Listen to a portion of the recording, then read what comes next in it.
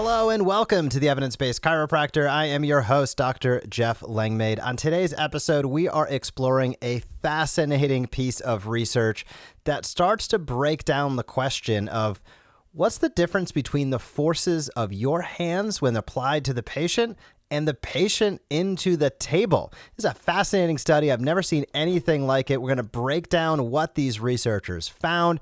It's brand new. It came out just last year in 2020 in Chiropractic and Manual Therapies. I'll list the title and also drop a link down in the show notes if you want to check it out. And it is all about a study titled Assessing Forces During Spinal Manipulation and Mobilization, Factors Influencing the Difference Between Forces at the Patient Table and Clinician-Patient Interfaces. That's a mouthful there. This came out just last year in 2020 in Chiropractic and Manual Therapies. So as chiropractors, we probably deliver a lot of adjustments each day and each week. It's the hallmark of chiropractic care is a spinal adjustment, but you probably haven't thought too much in terms of the force difference between where your hands meet the patient and where the patient meets the table. And it's a fascinating thing to think of because it's just not something I would normally consider, especially when we think of a prone thoracic adjustment or even an anterior thoracic adjustment when somebody's leaning back. There is direct force that goes in from you to the patient and direct force into the table, and understanding some of those nuanced differences give us potentially the future opportunity to play with things a little bit, to be more specific, to be more accurate, and to better understand how can we deliver the most effective adjustment possible. So the background for this study was they basically said, hey, spinal manipulative therapy and mobilization effects, they're believed to be related, through their force characteristics. Most previous studies have measured the force at the patient-table interface or at the clinician-patient interface. The objectives of this study were to check out the differences between those two and to really get a better understanding of what's going on when that force is delivered. So we all know spinal manipulative therapy, spinal mobilization, commonly used by a few different healthcare professionals in the management of musculoskeletal conditions. Normally, when we think of spinal manipulative therapy or spinal adjustments, that normally falls more towards what we do as chiropractors. In the spinal mobilization realm, that's, I'm going to say, falls more towards what we would normally associate with physical therapists or back in the day, osteopaths. So there's some nuanced differences there. And predominantly when we talk about an adjustment or a manipulation, it's getting into that paraphysiological space, not just going through a mobilization at the endpoint or range of motion, but pushing beyond that. Now, and incidentally, that's where I personally believe through the research that's where a lot of the benefit happens, is just beyond. We're not getting into injury territory. We're not getting into aggravation territory. What we are doing is getting beyond that classic range of motion into that paraphysiological space.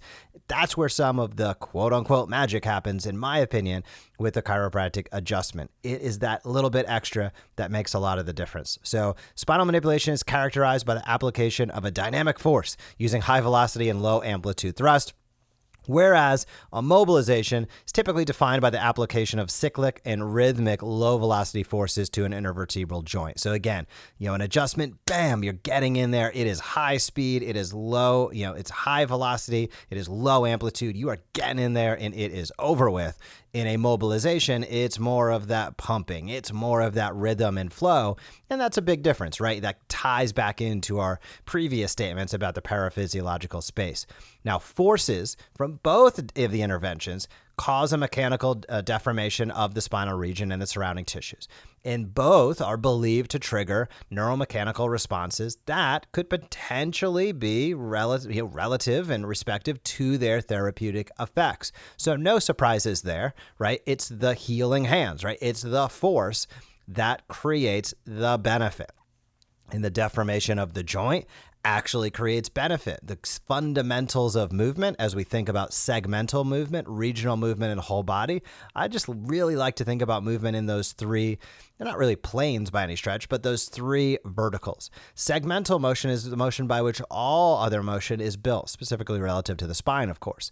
Without proper segmental motion, you're going to have suboptimal regional motion, and inherently you'll have suboptimal Whole body motion typically referred to as exercise, right? Cardiovascular exercise, but it could be other things as well.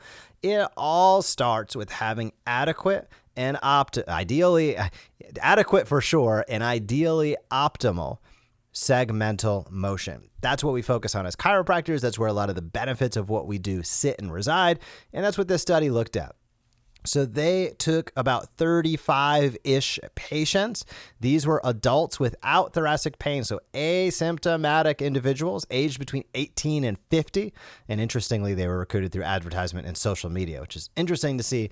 Studies. A study a few weeks ago that had text involved. Now we're seeing social media. It's just fascinating to see the research world sort of adopt to new trends and utilize the new trends. Hopefully, that helps us continue to get great pieces of research to expedite to a certain extent the publication of the research. And ultimately, I think what our job is, at least part of my job is as the evidence-based chiropractor and with the smart chiropractor as well, is to help amplify the message of what we know to more and more people. That helps us get our word out there. It helps us get more eyes open to who we are and what we do. And it ultimately is going to result in more people coming in your front door and you being able to help them without drugs or surgery, which is my goal. So what were the results of this study? Well, the results showed that 93% of the spinal manipulation force and 84% of the mobilization force yielded greater total peak forces at the patient table interface. So get that. It was not an overwhelming majority. Think about that. An adjustment. 93% of the time in this study, there were greater forces that were measured at the patient table interface other than the pisiform patient interface, right? So when that chiropractor was getting in there and delivering that adjustment, there was actually greater force and resistance at the table than there were at the hands. Absolutely fascinating. So these researchers kind of posed the question, well, why do we measure increased forces at the patient table interface? They referenced a study that was released just before the turn of the century, which seems like an eon ago, in 1999. And this study was the first to record simultaneously the magnitude of force vectors at the patient table interface and the perpendicular contact pressure at the clinician-patient interface. Now, the authors of this study hypothesized that due to the gravitational loads, the clinician-applied loadings, and the accelerating patient's mass, the patient table interface force during the adjustment would be higher than the force applied at the clinician-patient interface. But their results actually showed the opposite. This is where research always gets interesting. So this original study done 20 some odd years ago actually found the opposite of their hypothesis and the opposite of this study, because this study found that the greatest forces were at the patient table interface. A lot of nomenclature here, but the bottom line is that's an interesting thing as time goes on. And why is that? Well, there could be a few different reasons as the authors of this study postulate. Could be due to spinal stiffness, could have been due to a kyphosis or a biomechanical structural change that affects how forces and load is distributed. Now, with that, I want you to take that to heart, because think about the fact that it's very likely, depending upon patient presentation, depending upon spinal stiffness, depending upon kyphosis, depending upon scoliosis potentially, that there could be a difference in how force is transmitted during your adjustment based upon their structural challenges. Now, that probably is like, yeah, duh. If the patient's different, when I deliver an adjustment, my force might be a little bit different. I use different forces with different people. I totally get it. But if you think about this in terms of really applying it at a practical level, this is going to really help inform future studies as we continue to, again, learn more about how is force dissipated in the spine. What's a good force? If you're not using an instrument, then the force you deliver, I'm going to say, has more variation. If you're using instrument adjusting, the force is relatively fixed, right? You could adjust your tool to a certain, force application or a certain depth, right? Many of these tools have the ability to set in maybe 4 different modes. But that's a heck of a lot different than you delivering an adjustment by hand, where I'm going to say the forces, again, I'd be interested in the studies on this, but the forces could be wildly different. Now, does wildly different mean better or worse? It could mean either. That's the importance of better understanding how load is distributed, how forces are taken in by a patient receiving an adjustment, and what forces might be more beneficial than others. The more that we continue to understand that, the better and easier it is for us to get great results in our practice. So the conclusion from these researchers was, quote, "This study revealed that during thoracic manual therapy, spinal manipulation, and mobilization, forces measured at the patient-table interface are most often greater than forces applied at the clinician-patient interface. Moreover, manual therapy characteristics, total peak force, thrust duration, and rate of force application influence the difference of forces between the interfaces." Bottom line is there is a lot that goes into delivering what looks to be, at the surface level, a simple adjustment. There's a lot of things that are dynamically in play between you, between the patient, and between the patient and the table. And all of those things should and can be kept in mind as you continue to get out there, take care of people in your community, and help people live higher quality lives. And that is really what it's all about. I love this study because I think it ties very well into what we've been exploring over the last few months, which is a lot around how an adjustment works. We've seen those brain changes. We've seen those biochemical marker changes. We've seen the impact on Golgi tendon organs, on muscle spindles. And now to understand more about how force application can play into that continues to evolve our understanding of how we as chiropractors can make a bigger impact on and for the people in our communities, which to me is what it is all about. And speaking of that, making an impact in your community, if you have not checked out the Smart Chiropractor lately, please do so. We recently released or launched our official Smart Chiropractor store. What does that mean for you? It means that marketing can be difficult, and we are here to make it easy.